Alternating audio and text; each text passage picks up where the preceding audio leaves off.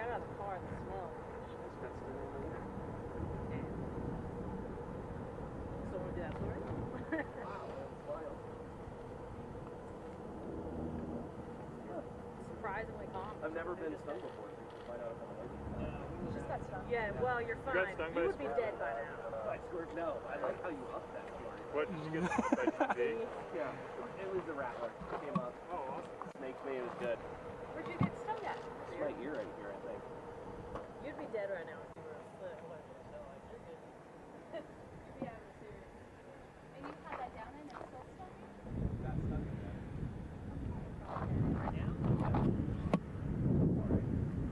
Yeah, you were surprisingly calm. Like insanely calm. I would not be that calm. I got that one time right here in the temple and then went to bed like smelling right. I was just standing over there and now they choose to leave. Got them sitting there. They know what they're doing. How dare you interrupt our home? I didn't know it was there. I was like, trust me, I would have avoided it. Ignorance is no excuse. Yeah. I can see the leader of those walks.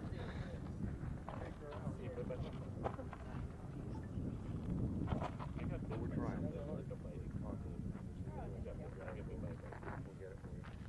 Appreciate it. Are you getting some good tape shots with the bushes? Well, it's going to look better in yours than my freaking phone. I'm like, I need something that can... That's quite a lens there. There's a little dust devils sticking out. Yeah, there was a couple. They're ash devils. Ash devils.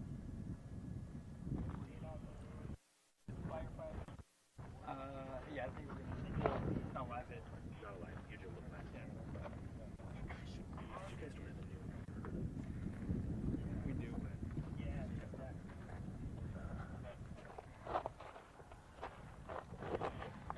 Maybe double that shot. You know what, like the pink stuff is? Yeah, that's fire. Yeah, that's what I thought. Like what it's made out of. Yeah. It's gonna be another. You guys would know. I think. That's pretty far into. What is the fire retardant made out of? Like what gives it that red color? It's the chemical, it's potassium permanganate.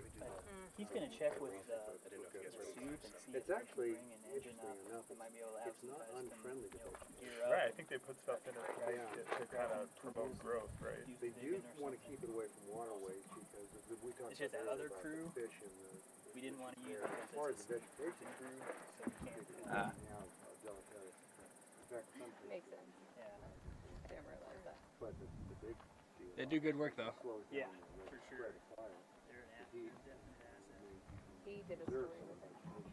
The fires, how when But they it's get out of nasty. prison, a lot of times they can enter into... You know, do a job and everybody's clear. You think you're clear, but then you don't realize. So was any of this right here He's gonna prescribed load when the that salvo person load that just got, it you gets know, you. was that prescribed right there, or is that when, before it already got out? We- I wouldn't call it a prescribed. Yeah, we did a burn, tour once and there was burnout like, I remember, operation. it was like So that and it was like right earlier in the along, week, like, the fire was it was running probably a purple or a, I'm sorry, a blue or a black Yeah, the Suburban. communication towers. Right, and that's what I was asking about the Yeah. other day. So So is that that's where they pretty had much to destroy start the? burning out Well, along it those takes a towers lot and because the cabins guys on back top at of the the station. mountain. Oh, and the back chemical I down used, that's not the north correct, and that's south the, and then those are east, those, and this plastic Just kept cylinders coming that- back. Put that down. That's not what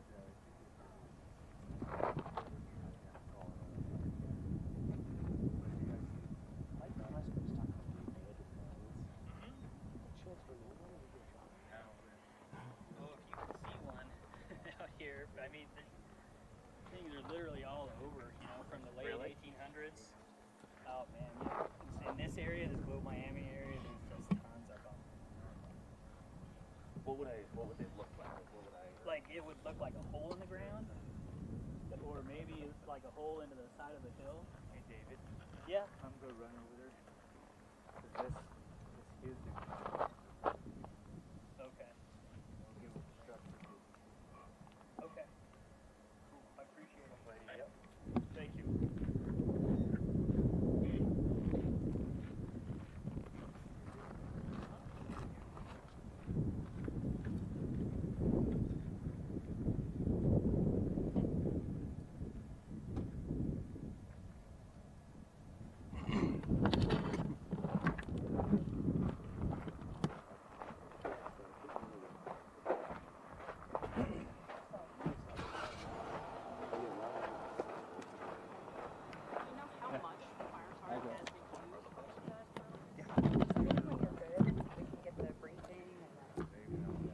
do the briefing, and then I will tell.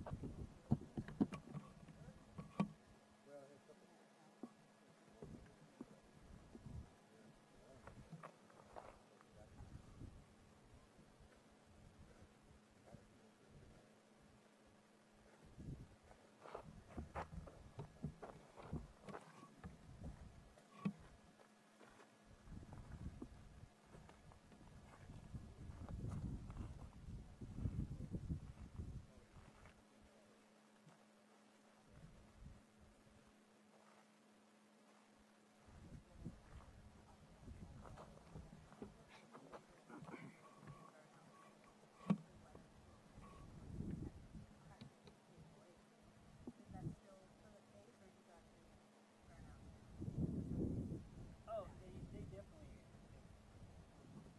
do like burnout operations. You know, when it's safe for them to do so, when they feel it to be effective and safe. And Has it been safe thing? yeah, I would say so. I mean, they've been doing it along the Jerving Spring Road to kind of secure that southern edge, attempt to secure that southern edge. Yeah. Well, kind of like the city that. Say, all right, we're gonna sacrifice this to protect this. So a lot of it is driven by their planning. So they'll plan 12, 24, 48, 72 hours out. So they'll identify trigger points called management action points.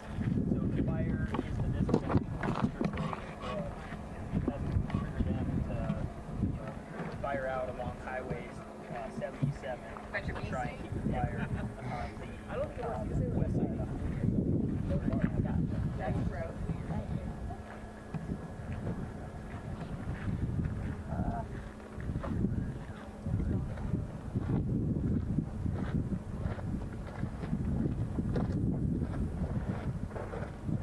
I think Hospital's doing it for stand up and then Okay.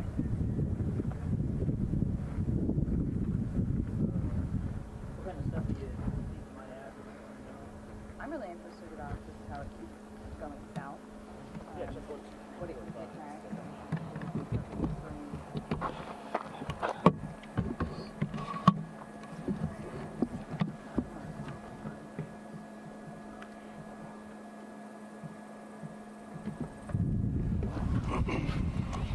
Great too. Yeah, the fire command, they've taken us well past the road closure, keeping us that close from how,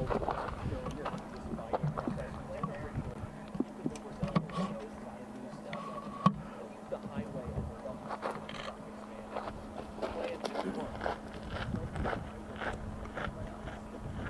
Still, I mean, it seems a lot more hopeful for getting this done by the 20th than it was on Monday when it was out of control. Still shooting for the 20th. That's 4 days from now. Yeah. And it You keeps know, it's dropping so in. hard to say, you know, this fire has gone on so long, like you said. And that kind of goes back to their planning cycle. They kind of plug in the conditions in a computer model to show like what the fire activity could do based on search. So that's still the goal, but it kind of depends on how the conditions develop. They can get abundant or not. And that's as you can see by what's going around us, a lot of this activity has come to an end, where the focus now is on the southern that's just side of because the that fire. southern edge is growing, right? Just that ratio of So you guys put in a line, I guess, and then it keeps going past. Is it past the containment line? Or is it just so wide you can't get it? just as it keeps expanding out, that containment percentage kind of gets smaller. It's sort of like if you imagine you have balloons Yep. and you blow it up a little Yeah. bit. Yep. And that containment is still blows out that direction, and that's your acre. And what happens is that validated number is larger than the previous. I think we had over up to 70 something. 78. Yeah, I think 78. 78 was high. Yeah, once that aneurysm is out there,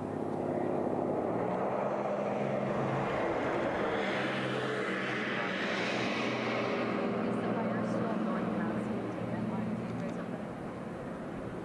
Not on this corner any longer, But to the south. but to the south, it did slop over that dripping spring road. That was kind of our next primary.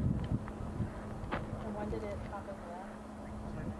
Yeah, that was that big outflow wind switch that we had last week. And that was the fire that was moving 6 miles per hour. Yeah, okay. Long dripping. And that's where like all those ranches are. Yeah. then the black line is still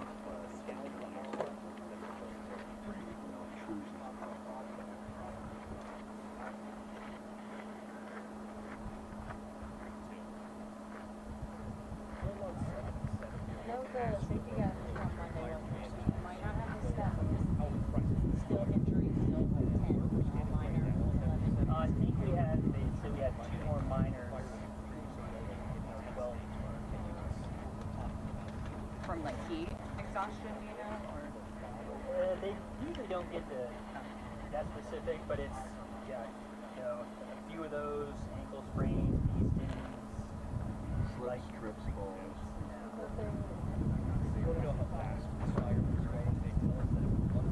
Considering there's 3,000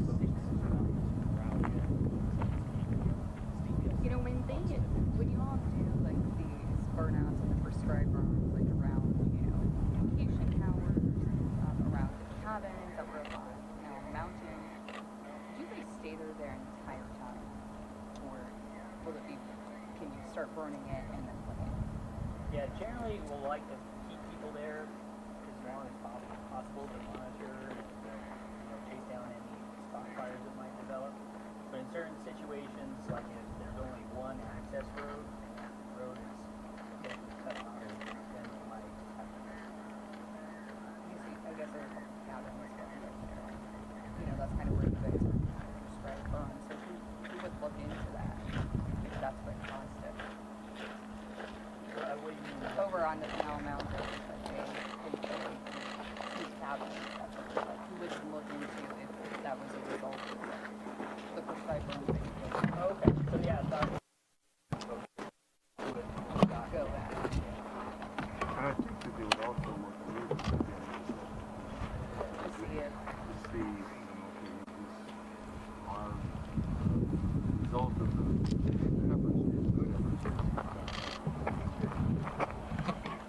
right. No, and I understand that like it has to be done, but but that makes sense. That's a cool ash. Danny, there's a good ash devil. How many cameras pointed I at? gave it a new name.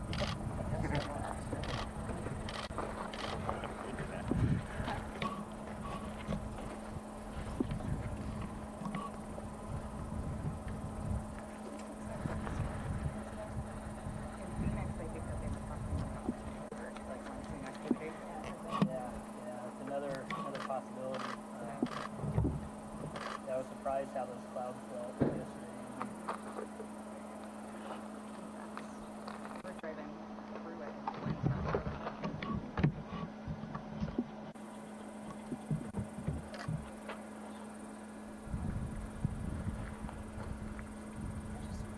I just imagine the terrain out here makes it so hard for firefighters to just get in. It's just so many bridges and valleys. Yep. How do you guys kind of try to fight the fires best you can without, everyone down there and behind the mountains, but Yeah, so our operations folks, like the fire, divided up into so we don't We're gonna do the booking first. will identify like key access roads, train features they might be able to utilize for access and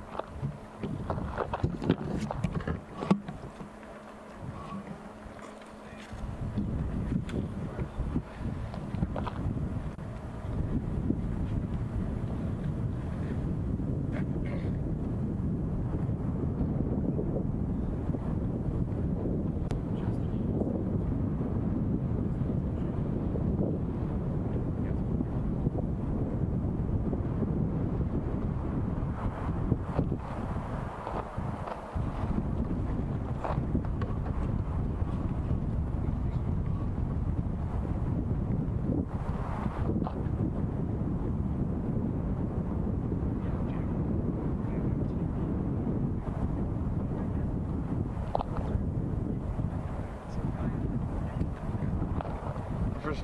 Your first race. Yeah, that was like my second day. That's right. Oh my gosh, that was so crazy. Boy, thanks for me though. That was like stuff. The systems are so different. Yeah.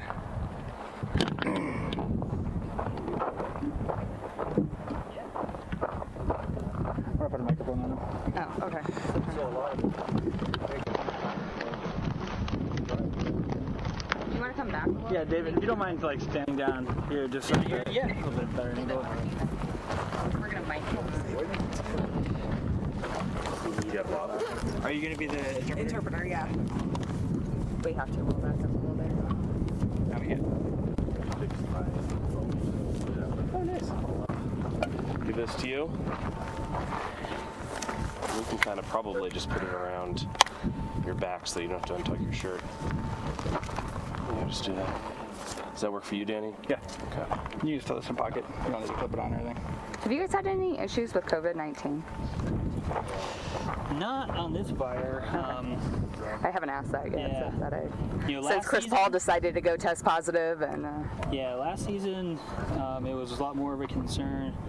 So, as Right. far as, or at least for the Forest Service firefighters, like everyone who wanted to get vaccinated had the ability to do it before the season started.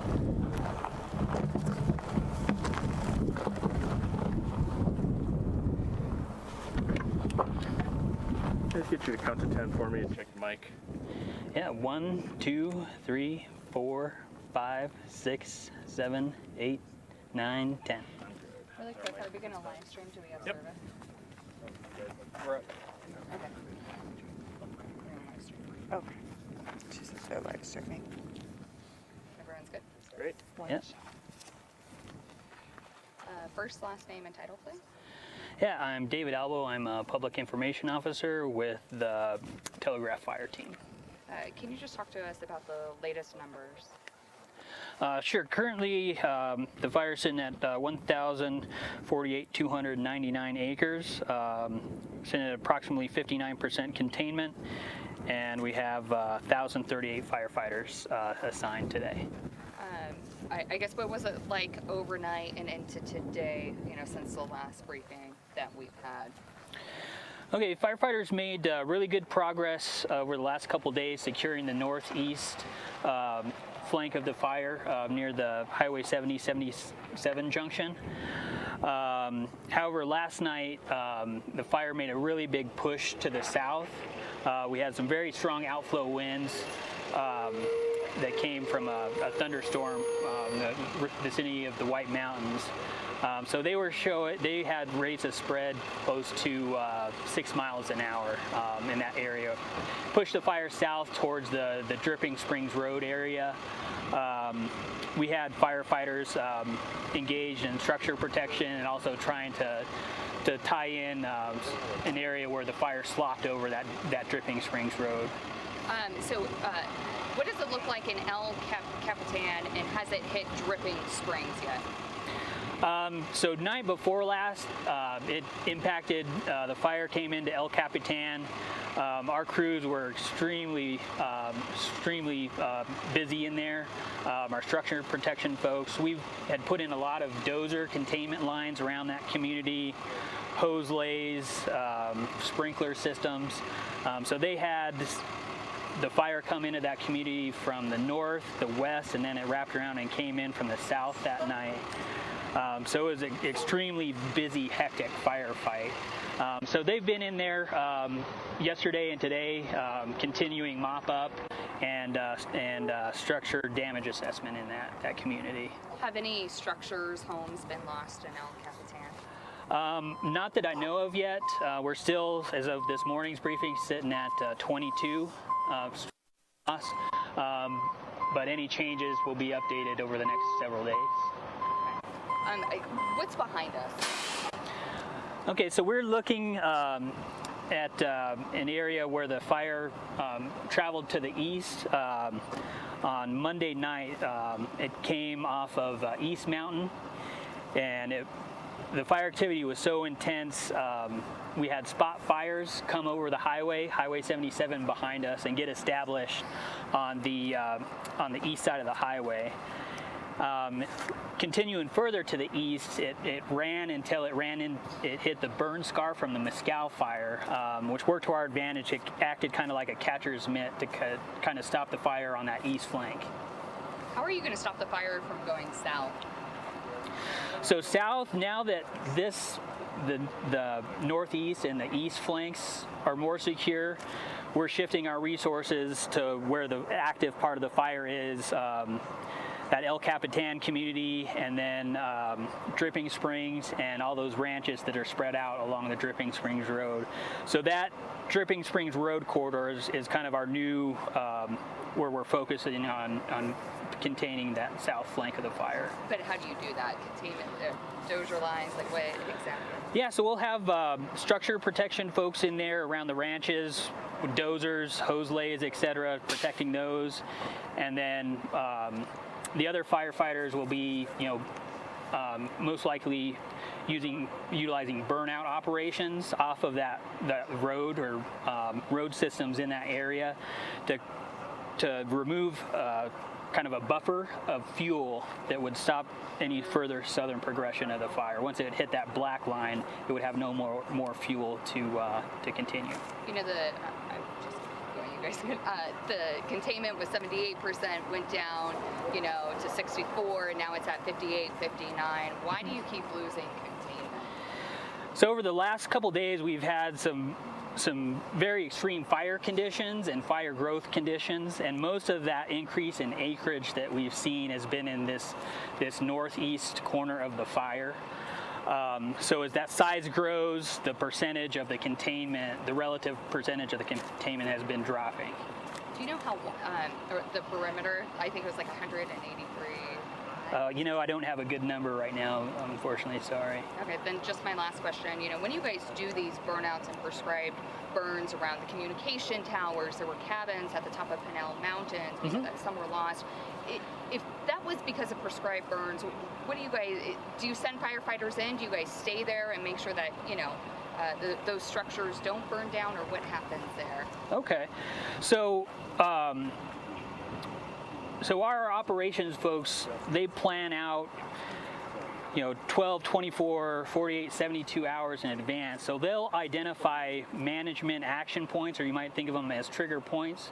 If the fire would move to hit one of those points with a certain rate of spread, that's going to trigger an action. In this case, they would identify the values at risk, like we were talking about the Pinell Peak area, Signal Peak area. We've got some very, very important communication equipment up there, and also several summer cabins in that area. So in this example, the fire was moving that direction. It was getting close to crossing their road, which was their trigger point, which prompted them to start burning out from the top of the mountain around those values at risk, where it's a lower intensity fire that kind of slowly backs off with the mountain downslope. And typically we will keep folks in there to monitor that fire, make sure it's burning evenly, and to chase down any spot fires that might happen. But in some circumstances, if there's a threat to their safety, their escape route getting cut off due to fire activity, they may have to pull out. The containment lines you had on the north side of this fire were extremely successful. It didn't get into Miami, didn't get into Globe. Even while this was happening here, still successful. Why do you think the north side had those containment lines worked so much stronger? A lot of that is when we were dealing with on Monday a plume-dominated fire. When you guys were out here, we saw that big plume going up into the sky, and sometimes that plume will collapse and send out high winds downslope in several directions at once.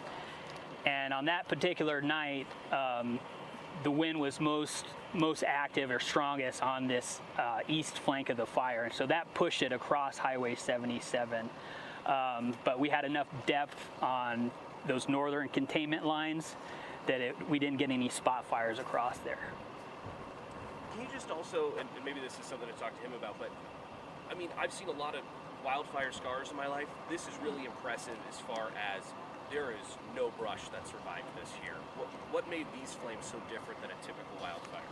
Yeah, so that's the same conditions we were talking about with like a column collapsing and 60, 70 mile an hour winds rushing down the mountain, the slope of the mountain, and down through here. So this all burned what we're seeing behind us, a very high intensity. So this is obviously going to take longer to recover than some of the stuff we drove through further to the north, where there was still patches of brush here and there. There was much less intensity. That'll come back a lot faster. When that storm came through yesterday, last night, can you talk about how fast that fire was moving and like what did it mean? Yeah, so that southern flank of the fire that were impacted by those strong outflow winds, it had gotten into the lower elevations as it's come down off of the mountains into this Sonoran Desert, where there's a lot of dry, residual annual grasses, red brome primarily. And when you get some strong winds on that, it can give you high rates of spread. I'm not sure what the wind speeds were recorded, but I heard an estimate of the rate of spread as 6 miles an hour. That fire was moving at 6 miles an hour when that wind event came through. So that's a definite watch out situation as far as the safety of our firefighters go. A lot of times they'll have to pull back to their safety zones and re-engage once things calm down a bit. So right now, do you have a general estimate of fire crews on the ground compared to air operations?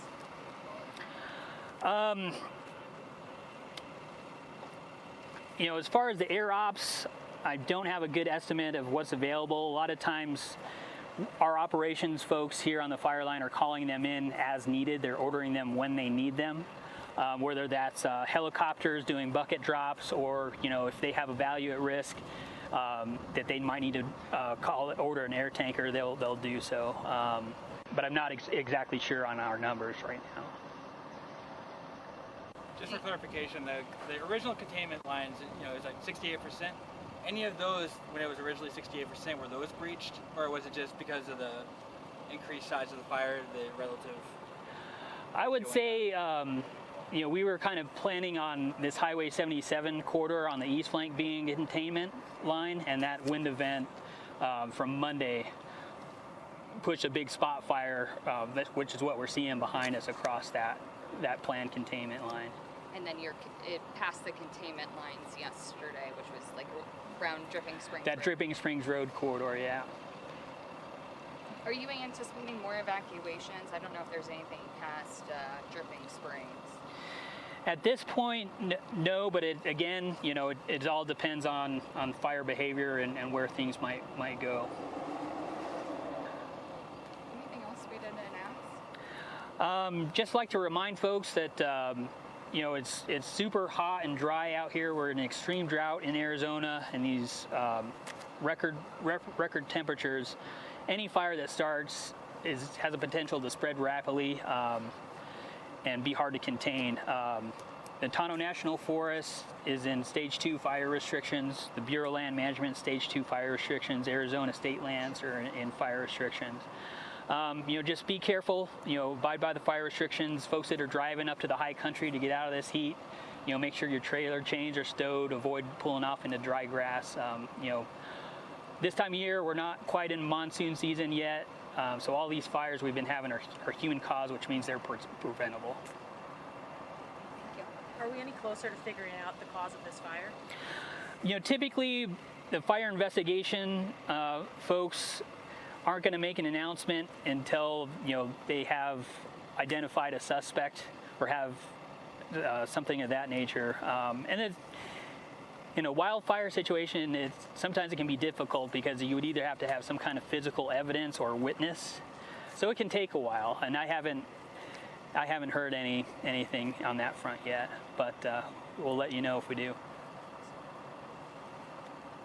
Thank you. Thank you so much. You're welcome. We have, just so you guys know, we have fire captain from the Golden Valley Fire District. If you want to ask us some specific general questions about the fire, what the experience has been like for him on the fire, we'd like to offer that to you. Absolutely. Okay. Yeah. Cool. Thanks, I'll see you. the other day, Monday, you guys called it a bad fire day. What's today? Is today better? Are you gonna make progress, or is it still? Today it's better. I think the question will be if we get those outflow winds. I know that was scary, but Point it this way. Yeah. just try to do it that way. I'll just get right here. Just do a little rotate. That was good.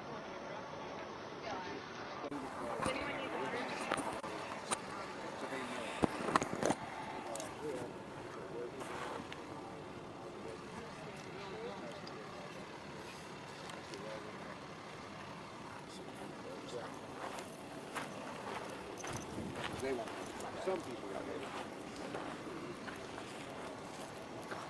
So it's question specific to We'll ask about the election audit. yeah.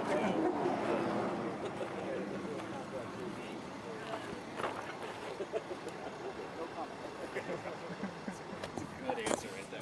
I'll hand this to you.